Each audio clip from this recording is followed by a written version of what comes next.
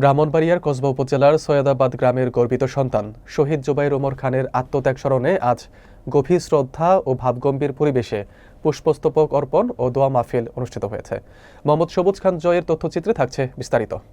Bangladesh supreme কোর্টের deputy attorney general Jahangir Ahmed খানের পুত্র এবং বিওপির আইন বিভাগের অনার্স দ্বিতীয় বর্ষের ছাত্র জুবাইর ২০২৪ সালের জুলাই-আগস্ট গণঅভ্যুত্থানের সময় ঢাকার যাত্রাবাড়িতে পুলিশের গুলিতে শহীদ হন।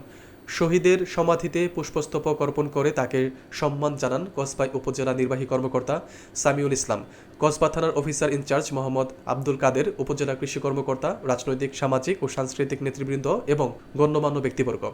পরে শহীদের রুহের মাগফিরাত কামনায় বিশেষ মোনাজাত অনুষ্ঠিত হয়। দিনটি পালন করা হয় যথাযোগ্য মর্যাদা, গভীর শ্রদ্ধা ও অনুভূতির মধ্য দিয়ে।